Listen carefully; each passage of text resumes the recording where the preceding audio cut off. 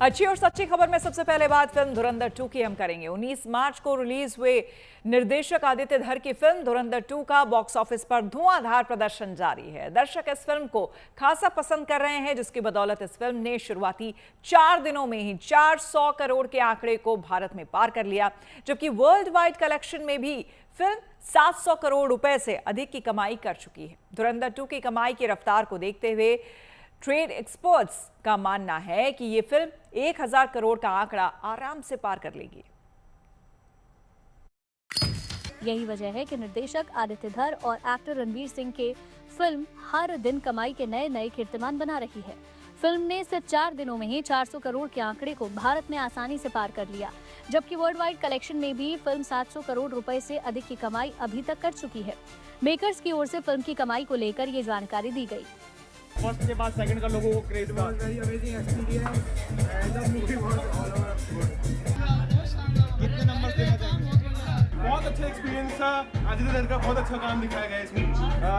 Story lineup क्या लग रहा था कि फर्स्ट के बाद जो सेकंड पार्ट आएगा वो किस तरह का रहेगा? बहुत ही अलग है, दोनों लग भी रहा था और ऐसा क्या कहते हैं, कुछ ट्रेलर और इन सब को देखने के बाद ऐसा लग भी रहा था कि स्टोरी बहुत डिफरेंट हो गई, बहुत कुछ अच्छा रहेगा इसमें। धुरंधर 1 भी अच्छी है, धुरंधर 2 भी अच्छी है, दोनों अच्छी है। और रणवीर सिंह का रोल बहुत बढ़िया, बहुत शानदार।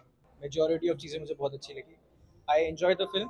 I don't enjoy it's politics but it's okay. I still enjoy the film. It's very good. Sound design is a thing that I really admire. बहुत अच्छा है। स्क्रीन प्ले बहुत अच्छा था। एडिटिंग बहुत अच्छी थी। Same goes with direction, set designs, background scores.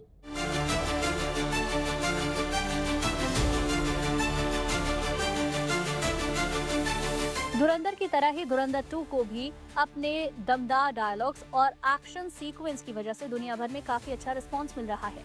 इसी की बदौलत ये फिल्म अब पुष्पा 2 के बाद भारतीय सिनेमा की दूसरी सबसे बड़ी ओपनिंग वीकेंड वाली फिल्म बन गई है। धुरंधर 2 ने पेड प्रीव्यू और इसके पहले दिन का कलेक्शन मिलाकर भारत में 145 करोड़ रुपए की कमाई की, जबकि ओवरसीज कलेक्शन 52 करोड़ रुपए का रहा। दूसरे दिन यानी कि शुक्रवार को फिल्म ने भारत में 83 करोड़ की कमाई की, जबकि ओवरसीज कलेक्शन 46 करोड़ रुपए रहा। तीसरे दिन यानी शनिवार को फिल्म ने भारत में 117 करोड़ रुपए कमाए, वहीं ओवरसीज कलेक्शन में फिल्म 58 करोड़ रुपए हासिल कर पाई। चौथे दिन यानी रविवार को फिल्म ने सबसे ज्यादा 121 करोड़ रुपए की कमाई भारत में की, जबकि फिल्म का ओवरसीज कलेक्शन 56 करोड़ रुपए रहा। इस लिहाज से ओपनिंग वीकेंड में भारत में फिल्म ने 466 करोड़ रुपए का नेट कलेक्शन किया, जबकि ओवरसीज कलेक्शन ओपनिंग वीकेंड में 211 करोड़ रुपए रहा। यानी धुरंधर 2 का ओपनिंग वीकेंड पर world wide gross collection 761 crore रुपए रहा, जबकि पुष्पा 2 का ओपनिंग वीकेंड पर world wide gross collection 762 crore रुपए था। धुरंधर 2 के इस प्रदर्शन को देखते हुए जाने माने फिल्म समीक्षक तरन आदर्श ने भी इसे अविश्वसनीय, अभूतपूर्व और अकल्पनीय बताया है। पेड प्रीव्यू का कलेक्शन 43 करोड़ के आसपास था और तब से लेके आज तक 4 दिन के कलेक्शंस अगर हम जोड़े तो ये फिल्म ने खुद का ही ली, जो धुरंधर फर्स्ट जो रिलीज हुई थी दिसंबर, बाकी बहुत सारे ऐसे फिल्म्स के रिकॉर्ड उन्होंने ब्रेक किए हैं और अपना एक नया हिस्ट्री बनाया है। ये फिल्म ने पिछले 4 दिनों में 761 करोड़ ग्लोबली कलेक्ट किया है, which is a huge number for film like this. ये एक फिल्म 4 घंटे की पिक्चर है जो लोगों को इतनी पसंद आ रही है कि लोग बार बार ये फिल्म को देखने जा रहे हैं।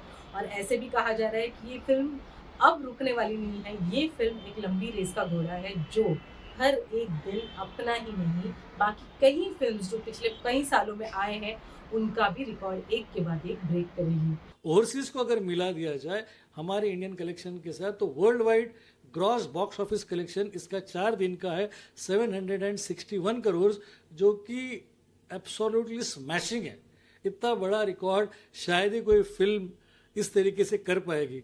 साथ ही साथ जो कई कीर्तिमान इसने जोड़े, उसमें सबसे पहला कीर्तिमान ये है कि पेड प्रीव्यूज में 42 करोड़ का बिजनेस आज तक कभी किसी फिल्म ने नहीं किया।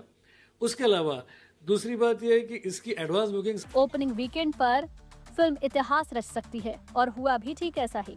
फिल्म की मौजूदा कमाई की रफ्तार को देखते हुए एक्सपर्ट ये दावा कर रहे हैं कि फिल्म न सिर्फ आसानी से 1000 करोड़ का आंकड़ा पार कर लेगी, बल्कि ये 2000 करोड़ के आंकड़े को छूने वाली दूसरी हिंदी फिल्म भी बन सकती है। मुंबई से अनीता ब्रिटो और अलवर से हिमांशु शर्मा के साथ देहरादून से Ankit Sharma, good news today. और फिल्म धुरंधर 2 की चर्चा सिर्फ कहानी, डायरेक्शन, एक्टिंग और कमाई को लेकर ही नहीं है, बल्कि इसकी लेंथ को लेकर भी है। फिल्म करीब 3 घंटे 52 मिनट की है।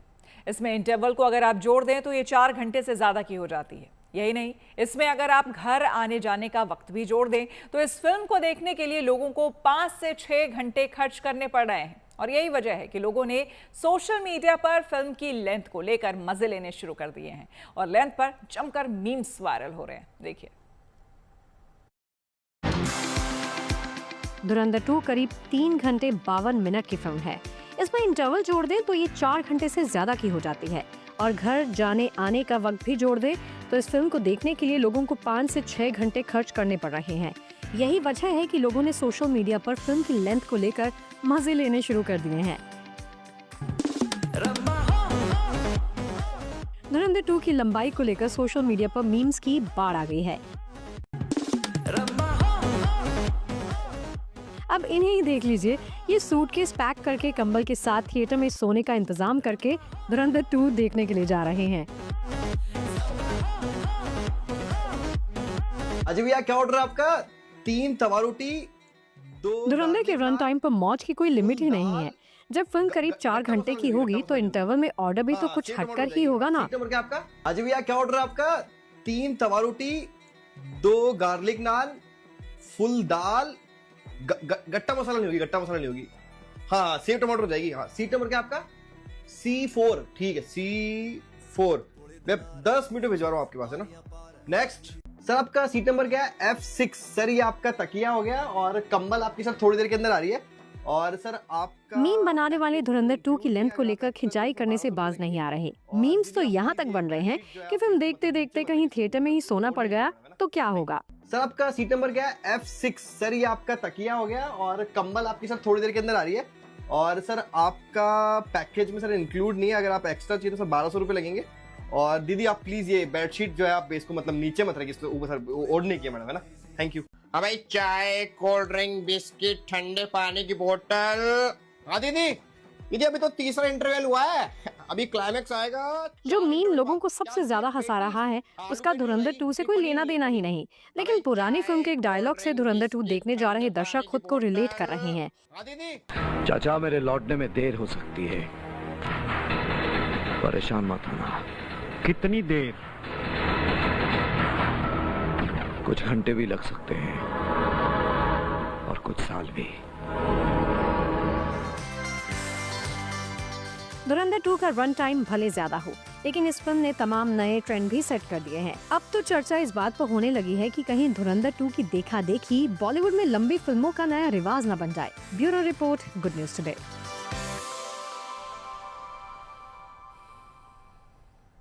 चलिए बढ़ते हैं आगे और अगली खबर चैत्र नवरात्र से जुड़ी हुई, जिसका आज 5वां दिन है। आज देवी दुर्गा के 5वें स्वरूप मां स्कंद माता की पूजा हुई।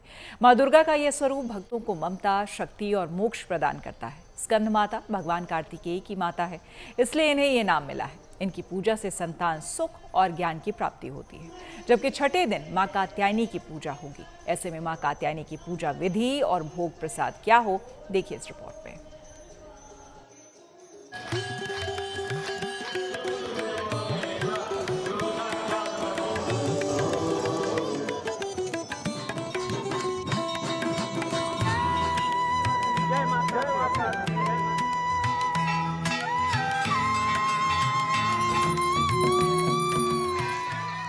चैत्र नवरात्रि के 5वें दिन मां स्कंद माता की पूजा अर्चना के लिए मंदिर मंदिर भक्तों की भारी भीड़ उमड़ आई।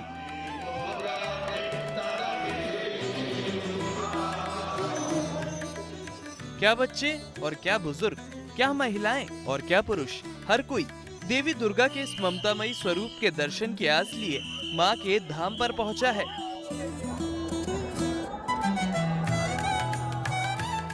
ये तस्वीर मां वैष्णो देवी के धाम कटरा की है, जहां भक्तों की ये कतार खत्म होने का नाम नहीं ले रही है। लाइन में लगे इन भक्तों का जोश और उत्साह देखते ही बना। जय माता दी, जय माता दी, जय माता दी, जय माता। हर तरफ बस मां के नाम के जयकारे और मन में मां के भवन तक पहुंचने की मंशा इन्हें देश के कोने कोने से यहाँ खींच लाई है।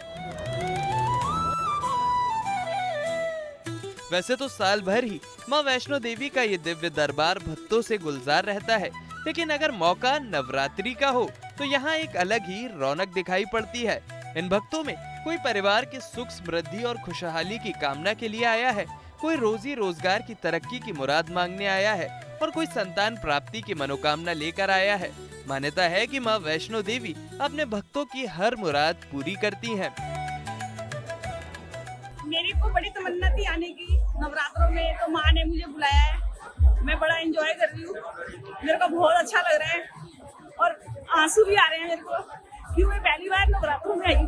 आए हैं नवरात्रों में, माता के मंदिर की सजावट भी बड़ी अच्छी होती है। उस सजावट को हमने देखने का मन बड़ा उत्साहित होता है। हम हर साल आते हैं माता के दर्शन करने के लिए।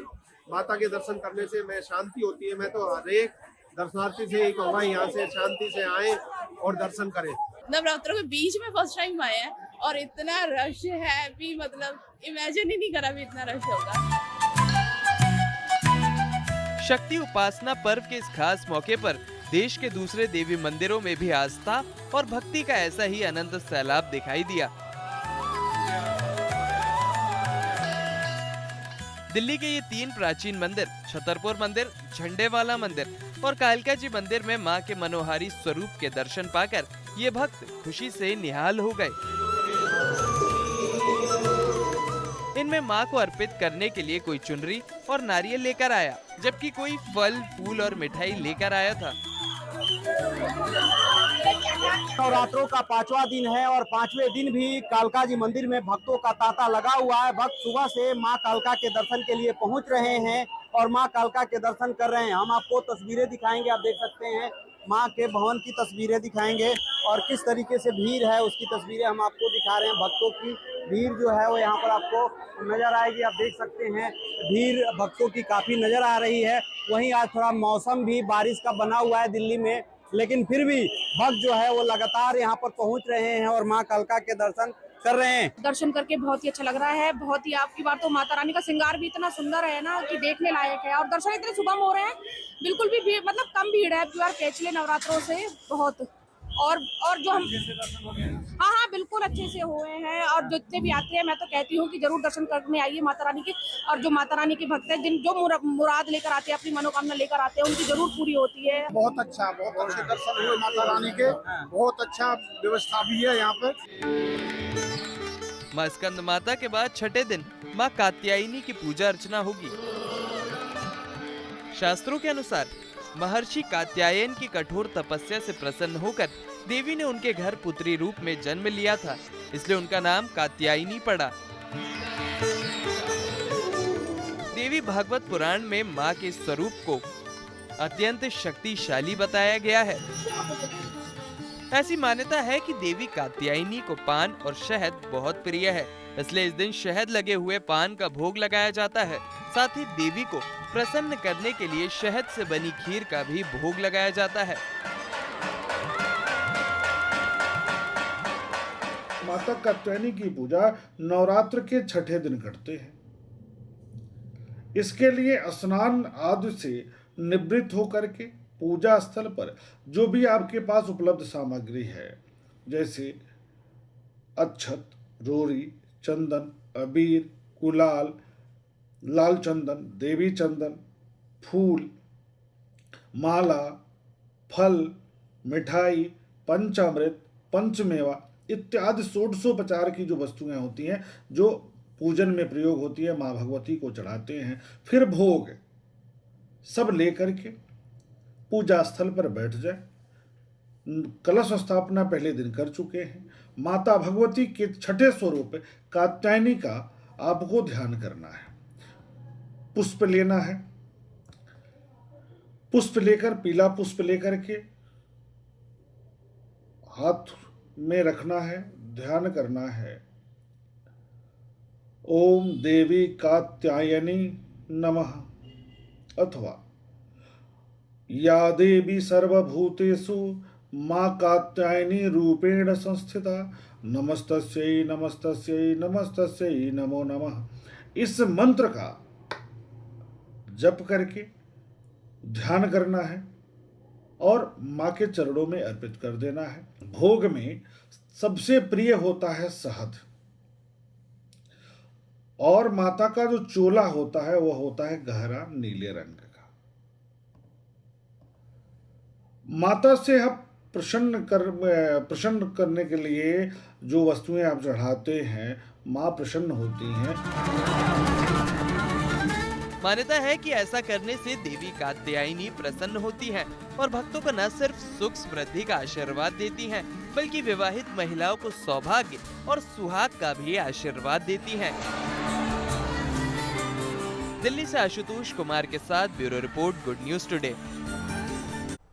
और अब बात दुनिया के ऐसे सेब की जिसे दुनिया के सबसे महंगे सेब होने का दर्जा हासिल है। अगर आपको 200 रुपए प्रति किलो वाला सेब महंगा लगता है तो सेब की आकृति वाले इस एप्पल का दीदार आपको जरूर करना चाहिए, जिसे 18 कैरेट सोने और अनगिनत जगमगाते हीरो से तैयार किया गया है, जिसके वजन से इस सेब की कीमत करीब 20 करोड़ तक पहुंच गई है।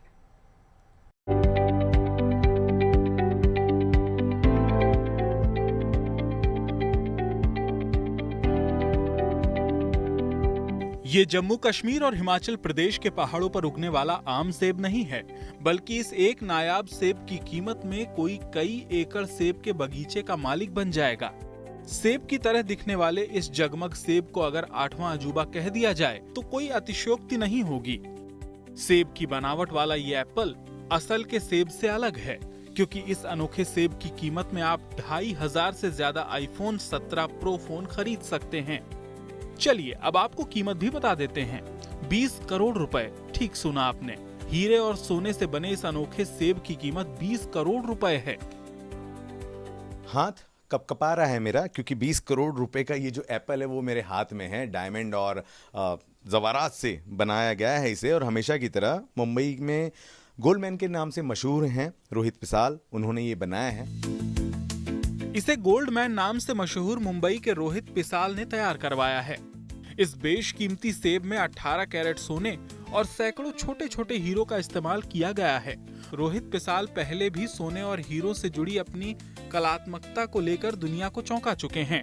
इस बार उन्होंने भगवान बुद्ध और डॉक्टर भीमराव अंबेडकर की पवित्र स्मृति में ये हीरा जड़ित सेब तैयार करवाया है, जो सामाजिक न्याय, समानता, बंधुत्व और संवैधानिक मूल्यों के सिद्धांतों के प्रति अपने अटूट निष्ठा का प्रतीक है। उन्होंने ये नायाब सेब बाबा साहब की वैचारिक जागृति, सामाजिक परिवर्तन के प्रति उनकी प्रतिबद्धता को समर्पित किया है। ये जो गोल्ड एप्पल है मेरा, ये गोल्ड एप्पल जो है इसकी कीमत है 20 करोड़, बट ये बहुत ही सस्ता है, बहुत ही सस्ता है, क्योंकि बहुत बहुमूल्य एक मूर्ति है यहाँ पर बुद्ध की, जो 1954 में बाबा साहब को और मेरे दादाजी को वो एक भेंट स्वरूप में मिला था। तो ये 1954 में मिली थी, और उसके बाद में ही 1956 में we got converted to Buddhism. तो ये वो मूर्ति है, और ये बहुत बहुमूल्य मूर्ति इसीलिए है क्योंकि बाबा साहब इस कॉन्फ्रेंस को उन्होंने अटेंड किया था। एंड हमारा जो फाउंडेशन है इस कॉन्फ्रेंस से शुरू हुआ। आज हम जो भी हैं, हम अपने आप को अम्बेडकराइट बुद्धिस्ट कहते हैं। We are not only Buddhist but we are Ambedkarite Buddhist. हमारी दुनिया में पहचान that I'm not only from Buddha's land but Ambedkar's Buddha land, ये हमें कहा जाता है, ये बाबा साहब के वजह से है। तो इसीलिए जब मेरे बाबा साहब यहाँ तक पहुँचे थे तो हमें एक नई दिशा मिली, नई जिंदगी मिली। तो ये मूर्ति हमारे लिए बहुत ही बहुमूल्य है। तो ये 20 करोड़ का एप्पल है, और इसकी कीमत उसके सामने सच मायने में कुछ भी नहीं है। मुंबई में आयोजित एक भव्य कार्यक्रम में इस अनोखे सेब को भगवान बुद्ध और बाबा साहब अंबेडकर को अर्पित किया गया। इस दौरान भगवान बुद्ध की एक प्राचीन ऐतिहासिक प्रतिमा का भी भव्य अनावरण किया गया। ये पहल आने वाली पीढ़ियों को भगवान बुद्ध और बाबा साहब की शिक्षाओं से जोड़ने और उन्हें प्रेरित करने के लिए है। कहेंगे कि हम सोने पे सुहागा, मीन्स गोल्ड में तो है, सोना भी है, डायमंड भी है, और सबसे इम्पोर्टेंट हम सब लोगों के लिए ये मूर्ति, उसको हम डेडिकेट करते हैं। तो हमारे लिए वो इम्पोर्टेंट्स है। गोल्ड और ये सब तो है, ये तो चीज़ें मूल्यवान है, उससे मूल्यवान मूर्ति है, बुद्ध की मूर्ति है जिनको हमने ये डेडिकेट किया।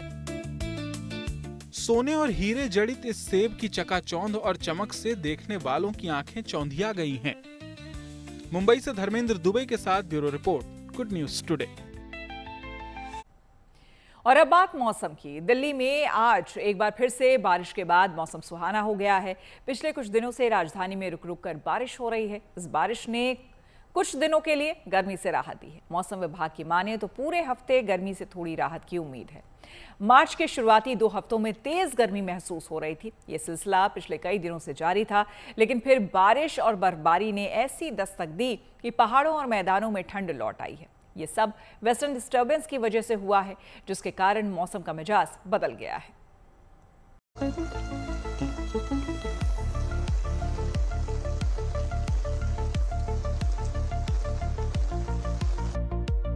देश के मैदानी और पहाड़ी इलाकों में मौसम का मिजाज फिर से बदला हुआ है।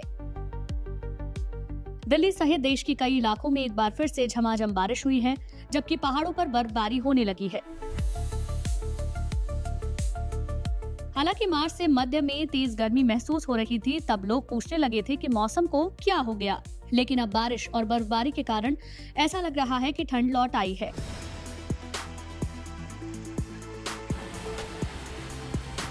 दिल्ली और आसपास के इलाकों में मौसम सुहावना बना हुआ है। हालांकि कल और आज दिन में धूप जरूर खिली और ऐसा लगने लगा जैसे अब गर्मी फिर से रफ्तार पकड़ेगी, लेकिन तेज हवाओं के कारण मौसम का हाल खुशगवार ही रहा। आपको बता दें, कल रात से ही दिल्ली एनसीआर के आसमान में बादलों ने डेरा जमा लिया था। सुबह होते ही दिल्ली के तमाम इलाकों में तेज हवा के साथ बारिश होने लगी। इस बारिश से एक बार फिर तापमान में गिरावट दर्ज की गई। सुबह 6 बजे दिल्ली का तापमान करीब 19 डिग्री दर्ज किया गया। दिल्ली ही नहीं, एनसीआर के तमाम इलाकों में बारिश की वजह से मौसम सुहाना हो गया। खासतौर से हल्के अंतराल के बाद दिल्ली और एनसीआर के कुछ इलाकों में बारिश के कारण माहौल ठंडा हो गया, जिसकी वजह से गर्मी से राहत महसूस होने लगी।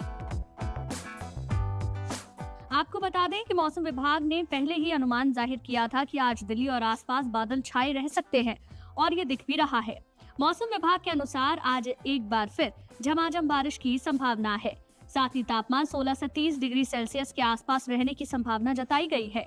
बता दें कि रविवार को दिल्ली में अधिकतम तापमान 29.5 डिग्री रहा, जो सामान्य से 2 डिग्री नीचे है, जबकि न्यूनतम तापमान भी सामान्य से नीचे 15.6 डिग्री दर्ज किया गया। मौसम विभाग के पूर्वानुमान के अनुसार पूरे सप्ताह बादलों की आवाजाही बनी रहेगी और तापमान सामान्य से नीचे रहने के कारण लोगों को गर्मी से राहत मिलेगी।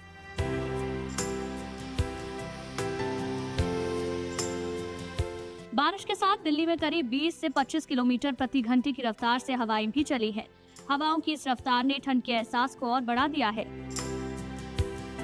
मौसम विभाग के मुताबिक इन ठंडी हवाओं का असर आने वाले कुछ दिनों तक जारी रहेगा। इस वजह से 28 मार्च तक दिल्ली एनसीआर के लोगों को गर्मी ज्यादा परेशान नहीं करेगी, लेकिन 29 मार्च के बाद तापमान में बढ़ोतरी के संकेत है। यानी फिलहाल करीब एक हफ्ते दिल्ली एनसीआर में गर्मी से राहत का सिलसिला यूं ही जारी रहेगा। वहीं सिर्फ मैदानी इलाकों में ही नहीं, बल्कि पहाड़ों में भी फिर से मौसम करवट ले रहा है।